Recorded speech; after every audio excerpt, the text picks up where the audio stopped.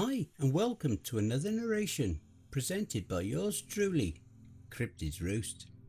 Let's just take a moment's silence for all the haters, Karens and the trolls. That's enough. Be sure to check out the blooper reel at the end of the video, which is then followed by the end screen, where you will find more videos listed. So grab your coffee, sit back and enjoy the show. And don't forget, where fear is, happiness is not. Void Operator Part 3. This awesome series is written by Sesley 1987. I need a status report, Vanta asked Captain Lux for the second time. The good captain still sat, restrained by cables and wires to the room's centre column, multiple live wires running from his head up into an open ceiling tile. Just as the words left Vanta's mouth, time seemed to freeze around her. Reality started to feel thicker. To Vanta, only her and the captain seemed to be the only things of substance, as everything else in the world began to take on a blurry quality, almost as if the world was made out of watercolours. She asked the question again in a voice that sounded submerged in the depths of the ocean. Her visor glitched, giving visual feedback and distortions. Her ears popped like she was in a freefall. She was also hit with a sudden and vicious case of vertigo. Had she been flashbanged? Where was she? She didn't know. She struggled to remember, but it was like trying to recall the memories of a quickly fading dream once waking up. She didn't know where she was. A ship? A space station? A moon? No, not again. Not Phobos. Not Taurus 9. Vanta whispered desperately to herself. Protect your mind, came the strange warning from the strange AI. But Vanta couldn't remember when she had heard this advice and who the AI was. Was it her AI? She started to shiver, not wanting to go further as her battle suit peeled off her like skin off an old snake. The cold death touch of space pulled all the moisture from her body and darkness enveloped her. Before her sat Captain Lux. His head jerked to look at her. His eyes were black caves to match his mouth. He opened his jaw unnaturally wide, performing a silent "oh" scream. His jawbone cracked and his cheeks ripped and stretched apart as the "oh" scream got wider and wider like a black hole. The silent scream began to vacuum everything in, just like a black hole. Its wicked pull tore bloody teardrops from her eyes, and she knew she had to enter the captain's gaping maw. It was her only option. She could not deny its hungry pull. Vanta. Spoke. His voice had a cool drop of sanity on the lips of a being scorched with madness. I had to remain on low power during the Phobos mission, during the enemy's frequent use of EMP pumps. Whatever happened there took an immense mental toll on you. I wish I could have helped more. If you are willing, can you tell me what it was like? He continued in his cool voice. How did it feel to choke the life out of small children? Or did you use a blade? I'm pretty sure you didn't waste ammo on them. A conversation similar to this she did remember having with Ohm after the Phobos base butchery. Ohm had tried to pry into her emotions. She remembered laughing at the absurdity of her AI trying to play head shrink and psychoanalyze her. Of course, he didn't want to know all the messed up stuff like how it felt to kill the children. They called you a sinner, Vanta. Pathetic. They had no idea what sin was until they met you. You taught them what real sin was, what real debauchery looked like. Vanta moved towards the mouth of the captain. Now he was just a meter in diameter, a miniature black hole. It beckoned her, though she didn't want to enter. Somehow she knew she belonged in there. She belonged in the hole with the dead. The girl from Taurus 9 was in the hole. Vanta had used a knife on her to make it quick. Orin was her name, and she was lying in the hole created by the captain's absurdly enlarged mouth. The captain jostled the dead girl's body around with his tongue. The girl's eyes opened, and they begged Vanta for answers. "Atone, sinner! Spill thy putrid blood on the ground before me," said the dead girl, now instantly floating beside Vanta. Her dead face pushed against Vanta's own forehead. Vanta turned her head and averted her eyes, unable to meet the girl's judgmental stare, but still did as the girl commanded. Vanta was filled with a sudden urge to take a bloody chunk out of both her wrists. She looked down at her naked wrists to find which vein looked the easiest to bite into. She would atone for her sins. She would bleed her lifeblood out before this wrathful spirit, this very instant. She didn't even care for forgiveness or absolution, only the punishment was right. This was only right. A sudden jolt of white-out pain raced through her body, and all thoughts of self-harm flew from her mind. Truthfully, she lost the ability to think of anything during the shock. Like an emergency system reboot, she lost control of every bodily function and collapsed. Vanta, stay calm. Please breathe. Ohm's voice blared through her head and from inlaid speakers.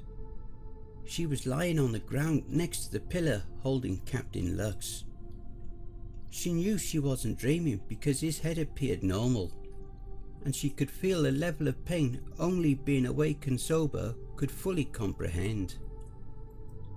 The spider bots had formed a defensive circle around her, chittering nervously as she looked around. There was a destroyed spider bot next to her, and the auto turrets were back online and aiming directly at her. Vanta sat up slowly. Her head was ringing, and she had a metallic taste in her mouth. Ohm meekly blinked an alert icon on her visor feed, showing she had wet herself. Her suit could handle the situation, but her embarrassment was what really stung, even though the two AIs couldn't care less. What happened? Vanta stammered, her tongue taking a while to work correctly. Vanta, I activated the sign-off protocol within your cerebral implant. Ohm said. You what? Vanta almost screamed. The sign-off protocol was a built-in suicide button for special operatives and high-ranking personnel if they were ever to be captured by the enemy. The operative's AI would activate an electric shock from a tiny defibrillator implanted in the brain, killing the host and wiping the AI. It was the interstellar conglomerate's version of the cyanide pill.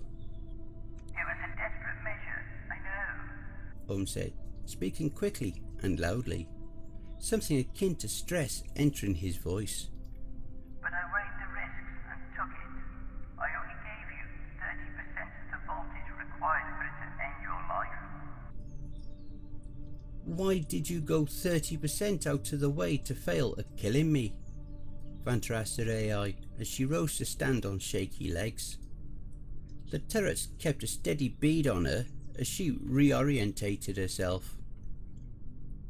She heard a muffled scream and turned to see Captain Lux still restrained to the room's central high-tech pillar. A spider bot was clamped to his chest and covering the captain's mouth with a thick twine of cables. The captain bit down on the metal wires, gnashing his teeth from side to side while a stifled roar resounded from deep within his body. The spider bot struggled to keep the captain gagged as he whipped his head back and forth, never taking his eyes off Vanta in the process. Why is he like this? I need to talk to him, Vanta asked, letting the anger reach her voice.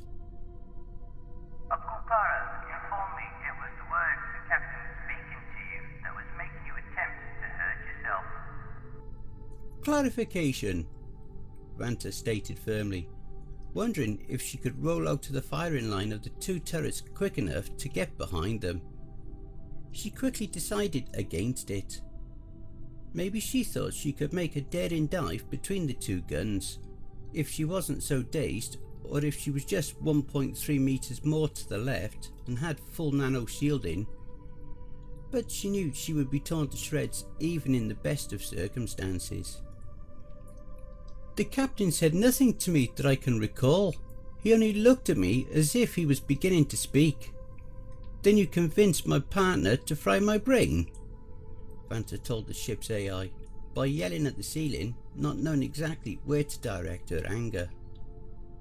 There was a tense silence in the hexagonal chamber after Vanta's angry statement, with only the whirring and ticking of the spider bots being heard as they scuttled about. Vanta? The ship's AI spoke in a calm voice, then paused before continuing. Do not call me that, Vanta snapped back.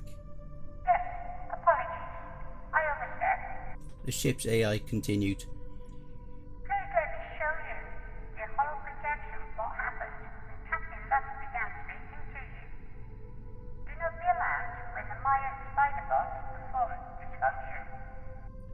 Vanta lifted her left foot as the aforementioned Maya spider bot scrambled out from under her feet to make a circle in front of her. They all scampered about to where she had been standing before Ohm had given her the shock. They all began to emit a tiny holographic projection beams, painting a fully rendered 3D image in mid-air. Vanta saw her own lithe figure with the same black helmeted visage beginning to form before her. Vanta stared in confusion as her holographic doppelganger began swaying back and forth in an agitated state. She didn't remember doing any of this. Her recorded projection abruptly dropped the heavy rifle she had taken off the dead Marine.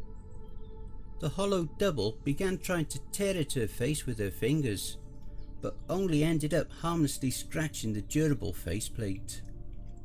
Hollow Vanta must have quickly realised the futility in this, because she made the sign language sign for knife repeatedly. The elbows and fingertips of her Stygian battlesuit instantly sharpened to a cutting edge.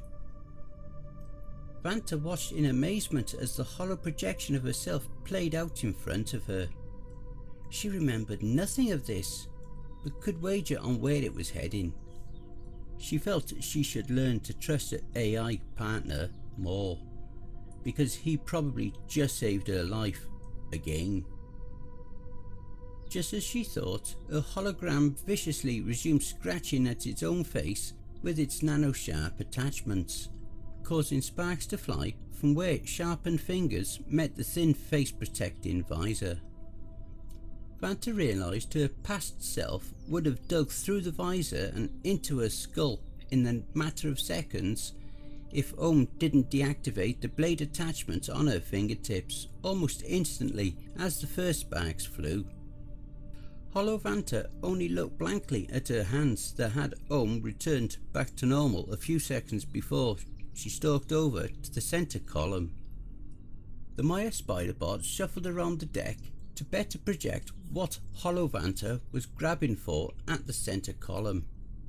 Hollow Vanta was shown snatching a hollow spider bot before ripping one off its appendages that had a drill attachment. Even though you were under the influence of whatever Captain Lux was saying to you, you still seemed cognizant enough to surmise Spider-Bot's drill tip was likely made from a super dense material capable to cut through your armor, said Akupora. At the moment, you were not aware enough to realize that the sword on your back would do the job a lot easier and faster. Vanta watched as the spider bots put the recording of her hollow double on fast forward while Ohm continued to explain. Akupara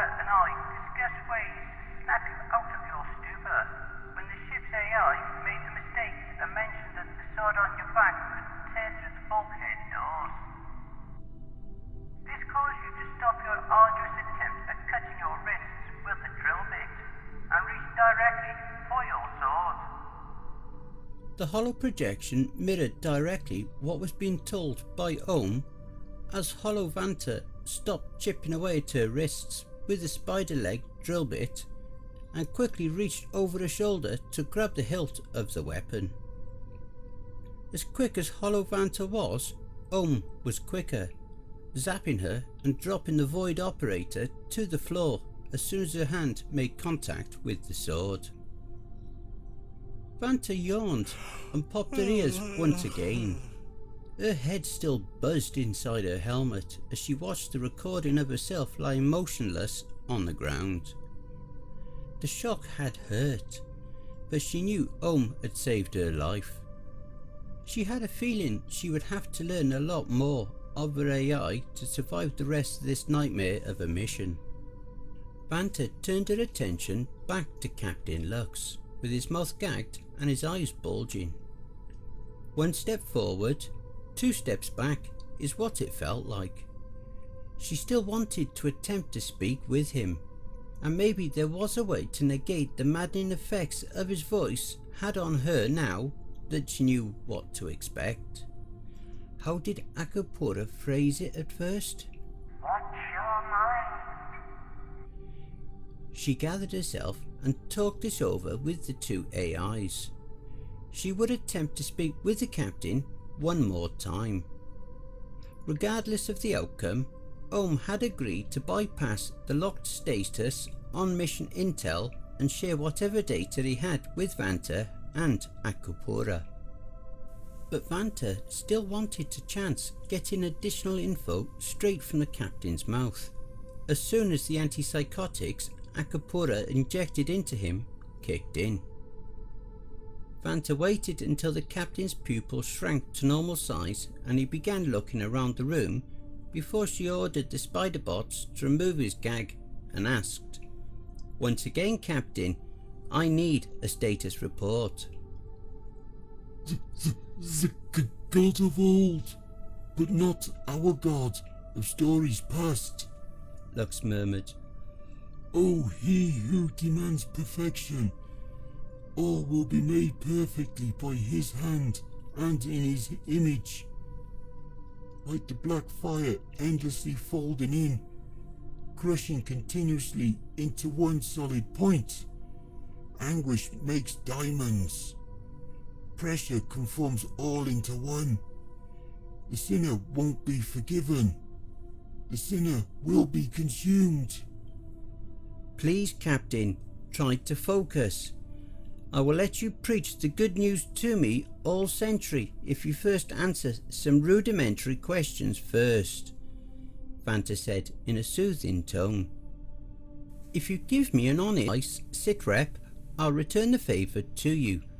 I'll try to accommodate anything that is within the acceptable parameters of the mission, Vanta said, placing the proverbial cherry on top. She immediately saw a look pass over Captain Lux's face. It looked like a moment of hope graced his face for 1 millisecond. The expression looked identical to the ones the poor hostages on Taurus 9 gave her when she had first arrived to meet them. The hostages being held under the brutal thumb of terrorists on the Martian moon all had sunken and dry faces, the skin pulled back tightly around their sunken visage from the weeks of constant desperation and fear. When Vanta appeared to them, she was like a cool spring in the middle of a blazing desert. All the doomed hostages that met her latched onto any bit of optimism they could find, and they saw Vanta as their saviour. Vanta had failed all the hostages on Phobos. Their ghosts stalked her nightmares and seemed to literally be stalking this ship. Maybe this was her chance to make amends with her past sins. She was determined to never fail so badly ever again. Yes, Captain Lux muttered. I can focus. It helps to have something to focus on. Helps push away the hate's voice. Start from the beginning, Vanta said ignoring the urge to jump ahead and ask what the hate was immediately. Why were you and the crew conducting a mission deep within enemy territory, orbiting Pluto? We were conducting reconnaissance on a secret R&D facility run by the Sovereign Workers' Party. Intel originally said the facility was on Pluto, but it's not. It's on its twin moon, Charon. The secret facility is spread across the moon's surface that's facing Pluto. Vanta knew Pluto and its moon, Charon, were almost the same size, with Charon being a little smaller. They were tidally locked, facing each other and spun around each other like two dancing partners.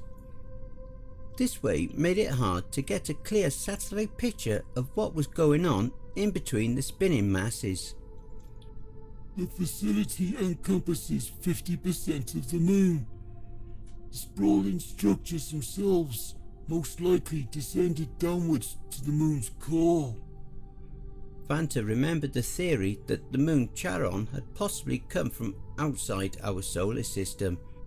Its collision with Pluto had caused its eternal spin as it found itself locked in Pluto's gravitational pull. Yes, Captain Lux said too sharply, almost as if he read Vanta's mind, or interrupted his own train of thought. Vanta was just about to give him some credit for keeping his head together for more than 30 seconds, but it seemed he was already losing it. Yes, it was to the centre that the SW drilled. They found the remnants of the Holy One. He spoke to his angels and they found him. Now the purge begins. Now I will recount the final prophecies. For the seals have been broken. The horns have been blown. Captain! Akapura spoke abruptly, trying to break the Captain Lux's rambling from gaining more momentum. Captain Thomas, please focus. Remember your own beliefs. Remember your own religion. What does that have to do with anything?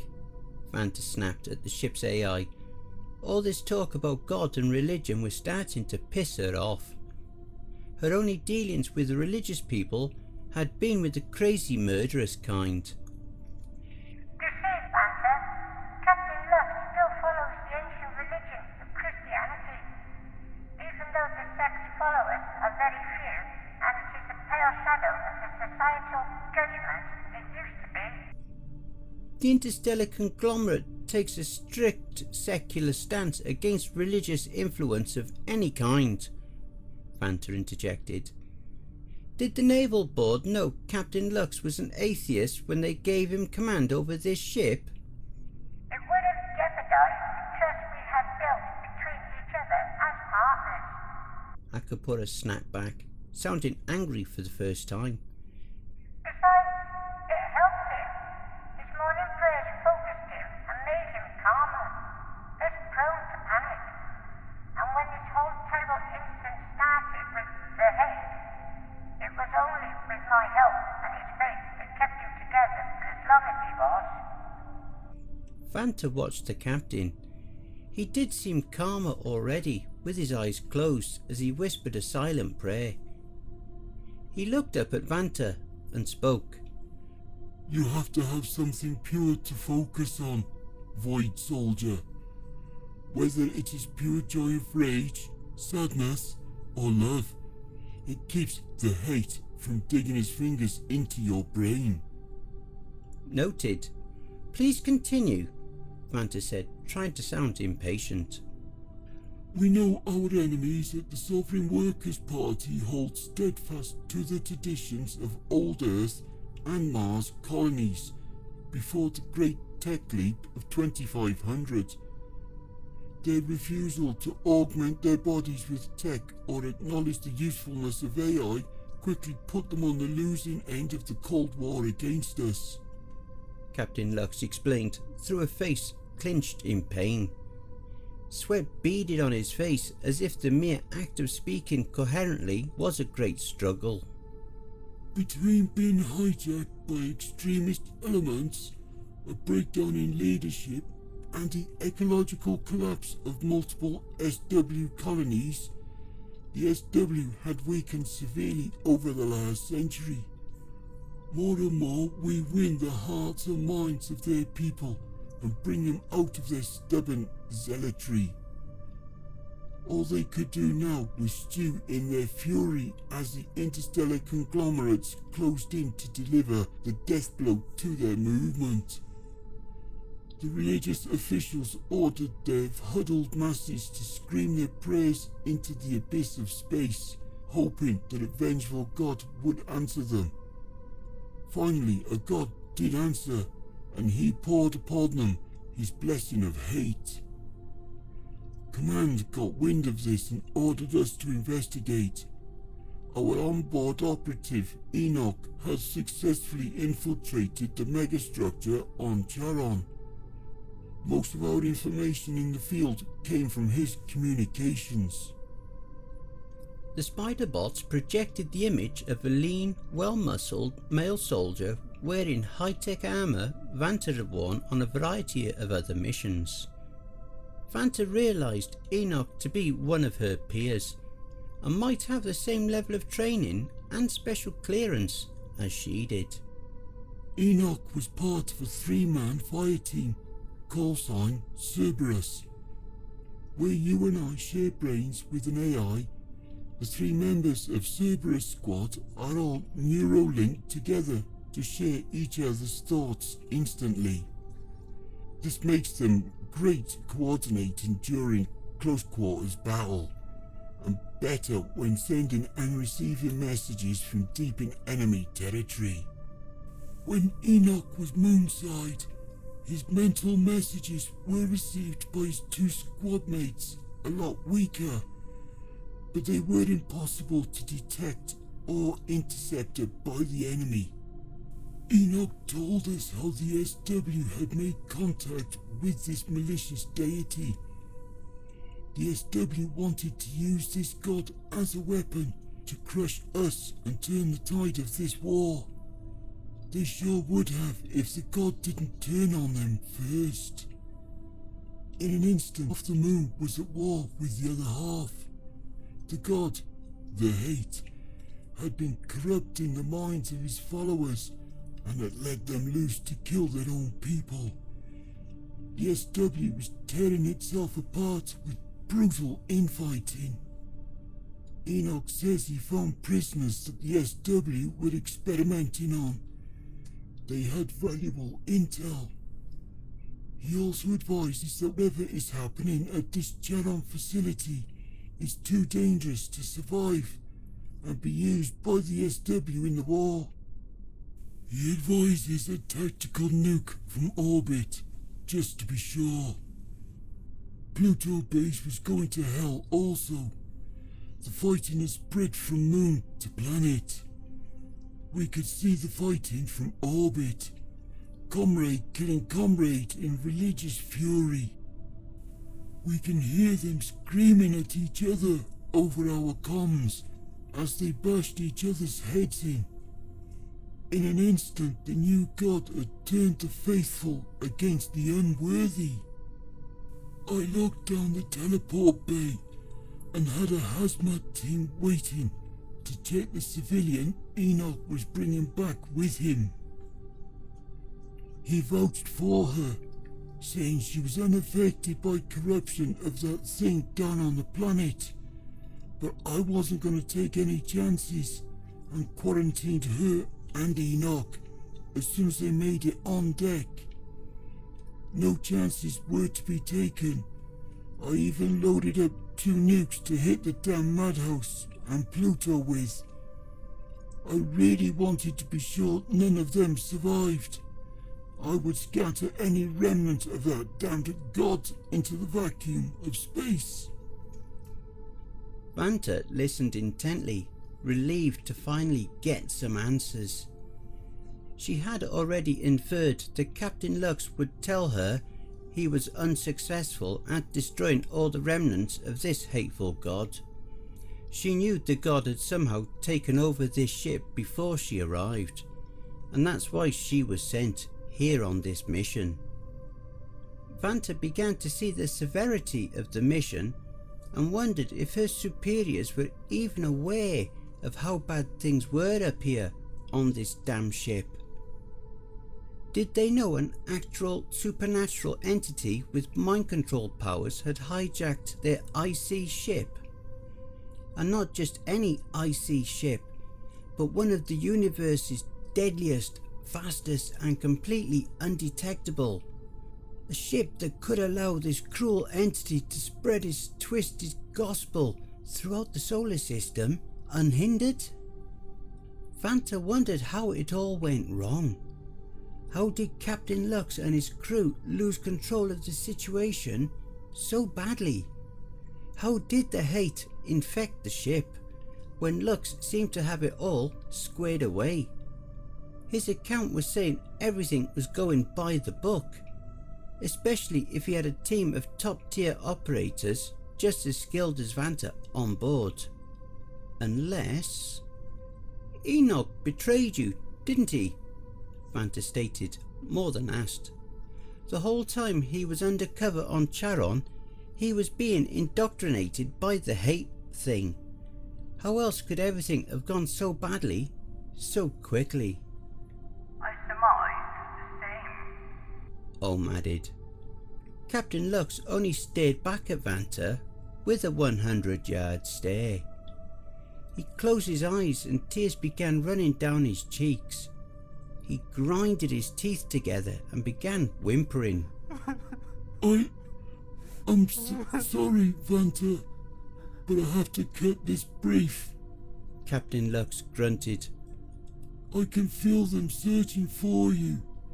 Cerberus and the Hate are trying to use me to find their way into this chamber. If the Hate fully takes me, they can use me as a gateway to enter. You will have to kill me or put me to sleep. Please. What are my orders? Vanta asked, checking the action on her procured rifle and wishing her Mockingbird rifle worked. Protocol 15, Akupora. Give Vanta's AI all the files.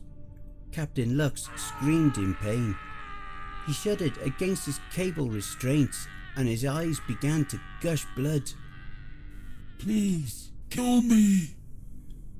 A spider bot jumped onto his shoulder and jammed a 6-inch syringe into the side of his neck and injected the liquid contents quickly. The captain fell silent. His eyes closed and his body was at peace. If your God exists, Captain, ask him to help us now, said the ship's AI after a moment of silence. The whole idea of a computer praying to God almost made Vanta's mind do a hard reboot. What's Protocol 15? Vanta asked. Akupura continued. We need to quick teleport you to certain points in the ship so you can disable the ship for flight. The ship has been locked down into segments, making anything but teleportation and infiltration impossible. I can walk you past certain barriers from specific points on the ship.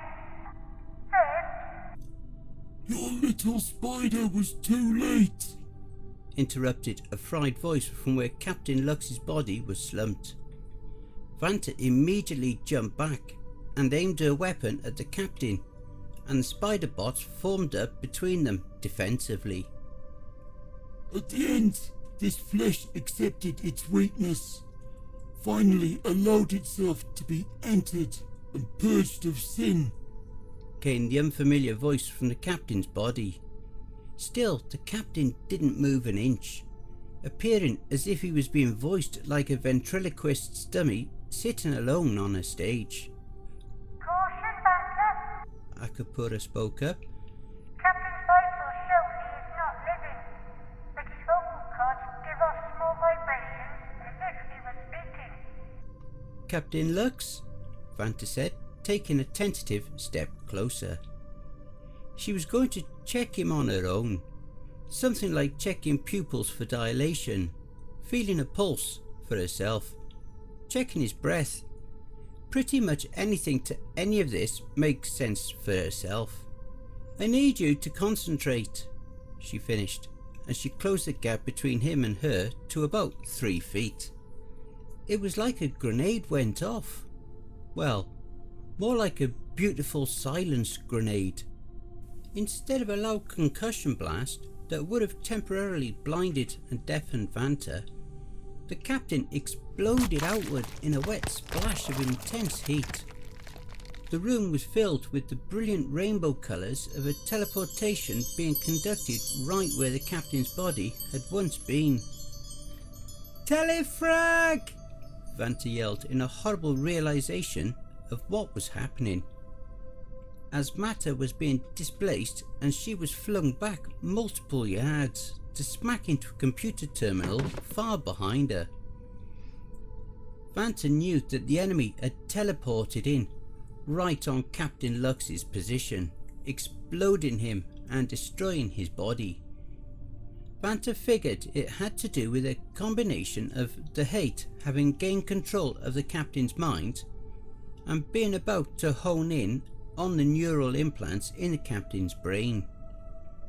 A lot of this still seemed to be a guessing game between magic and science to her. Vanta had to steady herself against the wall of the room and wipe the captain's blood off of her visor to be able to see. She was completely coated with a thick layer of the captain's insides. The pillar in the middle of the room was scorched black and smoking from the sudden teleport, and she could make out someone kneeling in the spot Captain Lux had once been.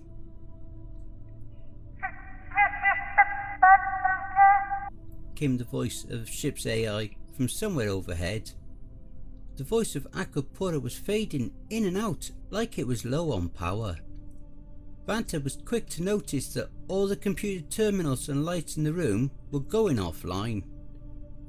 It seemed this was a two-pronged assault by the enemy. One was trying to cut her off from any logistical support from the ship's AI, while the other was teleporting in to attempt to kill her. The intruder kneeling in the epicenter of the bloody explosion slowly began to stand to his full height, head still lowered to look at the ground. The computer terminals on the column behind him sparked and popped as if reacting to his movements. He was tall, bloody red, and nude. Vanta didn't know how her new enemy had made the teleport skip without a Stygian battlesuit, but realised perhaps it had something to do with the hate and the awful abilities it gave people. She checked the action on her dinged up rifle and once again wished her Mockingbird rifle was operational for the upcoming fight. Akupura is hailing on a secure frequency. Ohm chimed in Vanta's ear. Transmitting his message. Danger imminent. Enoch's far out to your lead. You must stow him while I divert the ship's power to a side console, allowing my spider bots to ready our own teleportation jump off point. We have to skip you to a secure area of the ship. Do not engage head-on with the target. So, you are Enoch, leader of Cerberus? Vanta asked the Gore Cake Man looming meters from her. I see you brought your second head out to fight. Where is the third? Enoch still hadn't moved and only stared at his feet and was pissed to be told to stand down. When last she checked, she was an apex predator also. She figured he may have some magic juju powers, but he was missing his team and his battlesuit. Her index finger tightened to squeeze off a round into his chest to get him talking, when he lifted his head and looked at her, and all the breath left her lungs in sudden realization. He wasn't covered in the captain's blood head to toe. He was peeled skinless head to toe. Only his milky, pale, unblemished face remained undesecrated. The glossy red wetness of his exposed muscle and ligament stood in deep contrast against his white face and baby blue eyes. His face skin almost appeared as a porcelain mask on a red devil. Kill him! Ohm insisted, in almost a panicked hiss, and Vanta obliged with the request.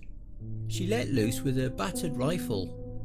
5 tracking shots as Enoch spun his way backwards and around to retreat behind the computer column, putting it between him and Vanta.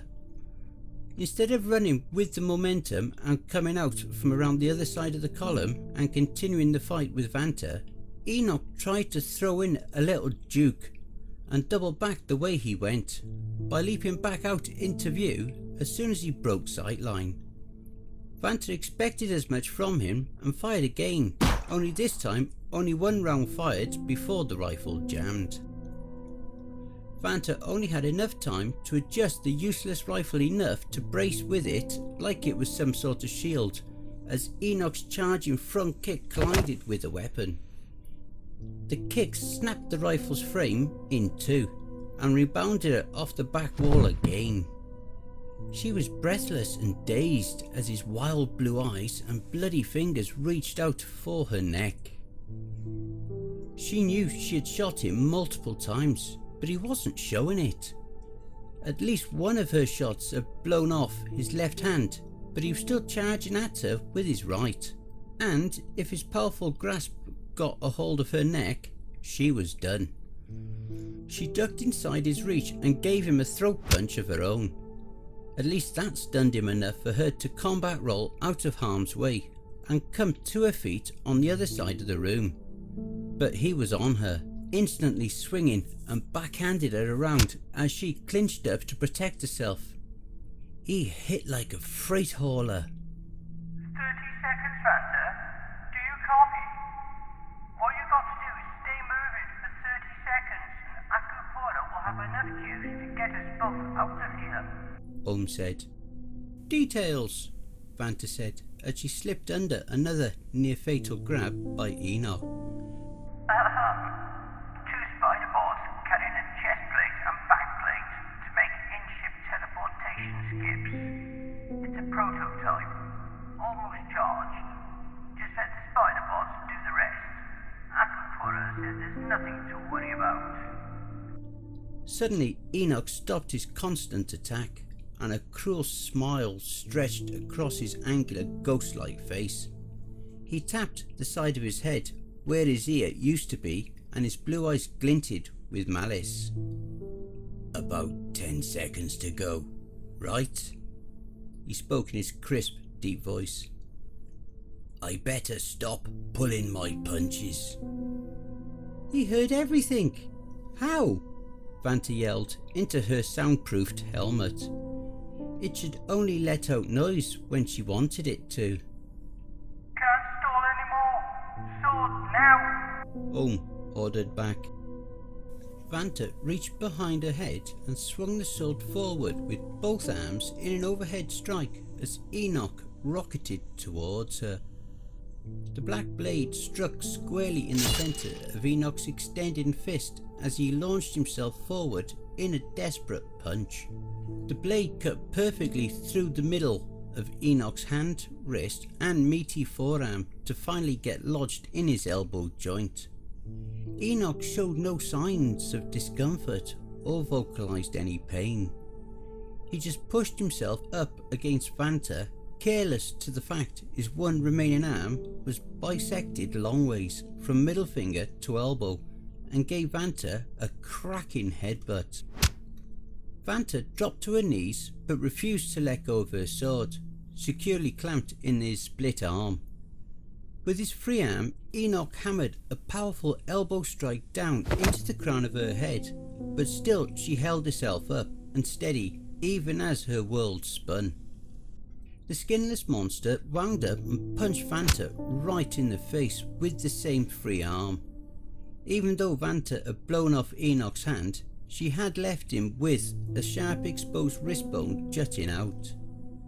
Her retinal display glitched and shut off, and she felt hot liquid all down her face. He punctured your visor. I have to remove the visor so you can wipe the blood out of your good eye. Vanta, roll up to your 7. Vanta did as commanded, desperately wiping the blood away even after an even more desperate roll backwards to her 7 o'clock. The stabbing punch had knocked her loose of her grip of her ebon sword, and she had no idea how bad her injury to her eye really was. All she knew was it was her right eye, and blood was everywhere. Vanta did get enough blood out of her eyes to see Enoch being swarmed with 7 spider bots. It seems Akupura was still pulling her weight, helping her. But to her dismay she realised Enoch's split arm had somehow healed itself back together, and he was quickly smashing and stomping the swarming bots into scrap metal. 5, 6 and 7. He threw the 7th spider bot to shatter into pieces only a foot in front of her. Enoch then nonchalantly bent over and picked up something from the pile of scrap spider bot parts that now littered his feet. Vanta knew immediately what it was. It was the front part of her chest plate. "Well, wasn't there supposed to be another piece to this?" the skinned man asked coolly. "Oh, there it is," he said, gesturing over Vanta's shoulder to another spider bot that was timidly sneaking up to her while carrying the back half of the chest plate in its claws. "Akupura," he teased, "is it possible to teleport skip with only part of this vest?" He shook his part of the vest in front of Vanta, like one would a treat in front of a dog. There was a pause before Akupura answered the former ally. Negative. The prototype teleskip vest was made to work in tandem with full environmental hazard suits and combat armor. Both front and back pieces must be secured to the host's armor suit for proper use. Missing any of these pertinent items will cause the teleportation's breachway to become unstable and potentially fatal to the user. Enoch unceremoniously dropped the chest plate at his feet and slid her black sword back over to her, and with that gesture Vanta felt a cold peacefulness wash over her. She touched her actual skin on her face as she wiped the blood away one last time. She knew what Enoch wanted, and she knew what he had to do. No more mystery or hidden orders. She would fight, and she would die. She smiled at the thought of never having to think of the dead kids on Taurus 9 ever again. "The children, Callie. He sees them too," Enoch said as Vanta took a fighting stance. Her face gave away her surprise about him knowing her name and her thoughts. "We've been looking around inside that stubborn brain of yours ever since you appeared in the loading bay.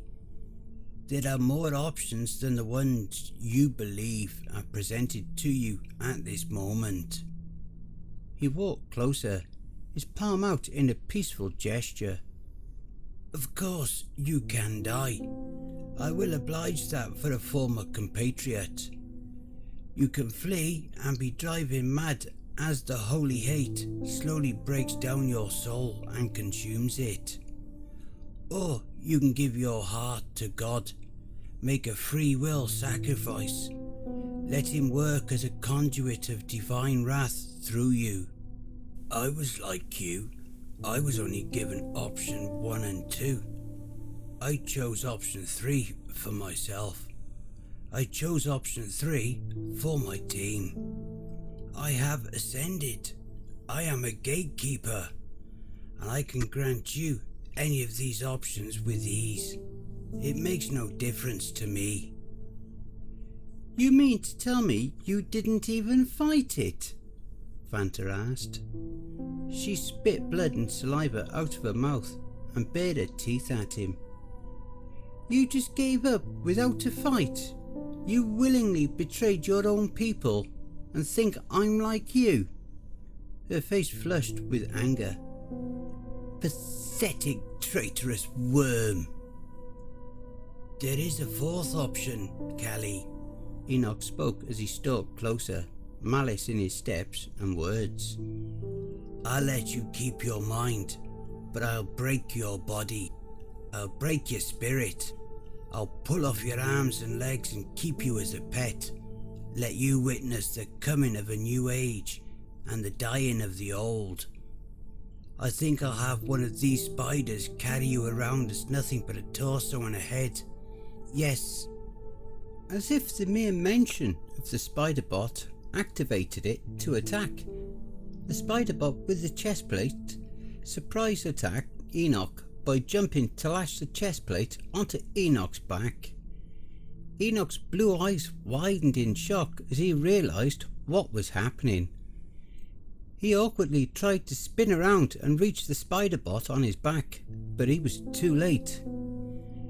Base! Shield! Vanta yelled for Ohm to put up her nano visor, but this time he was the slow one and she was quicker. She turned away and covered her exposed face with both armoured hands as the spider bot teleported Enoch away in a blast of heat with brilliant rainbow light. She felt her skin blister from the heat as Ohm finally put up the nano visor. She looked back with one good eye and one blurry eye to where Enoch had once stood. His pelvis, legs and right arm was still in the room with them. Ask Akupora where he went, Vanta sighed. Yes, let's see. She says he was sent to the medical bay, originally meant to be a place to help you in your mission. Now we must change tactics. Copy that, Vanta said, retrieving her sword. She dug around and found a new semi-auto pistol in a storage locker. She had a feeling the bastard Enoch was doing the same thing, picking himself up and putting himself back together all the way in the medical bay. Let's talk new tactics. And I hope you enjoy the blooper reel. She started to shiver, not wanting to go further as her battlesuit peeled off her like skin.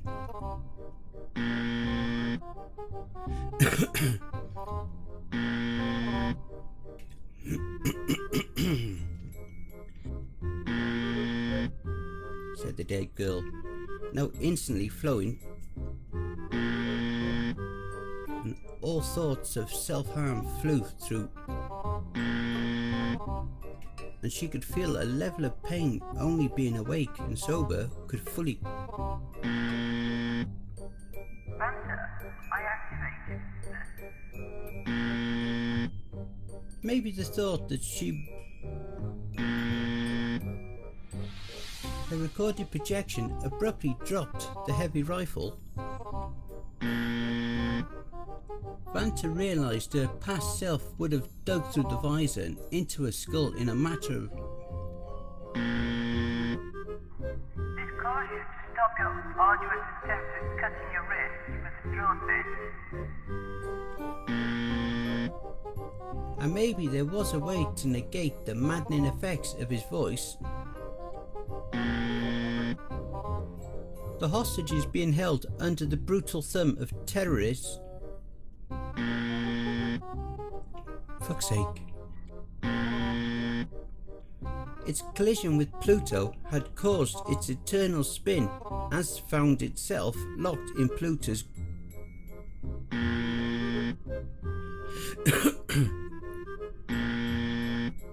We know our enemies at the Sovereign Workers' Party hold steadfast to the traditions of old Earth and Mars colonizers. Fucking start again. Vanta only had time to adjust the useless rifle And be sure to take a look at their playlist here for more of their stories that I may have already.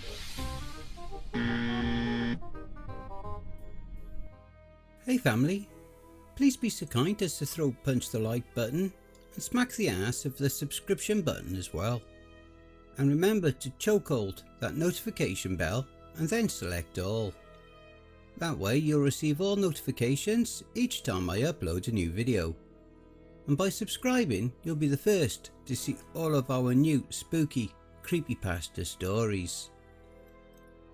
A very big thank you to Sesley1987 for allowing me to narrate this awesome series. Make sure to check out their Reddit page for more brilliant stories. And be sure to take a look at their playlist here for more of their stories that I may have already narrated. I would just like to say a very big thank you to all of the authors that I have worked with and all the ones that I will work with in the future. So thank you all, my brothers and sisters.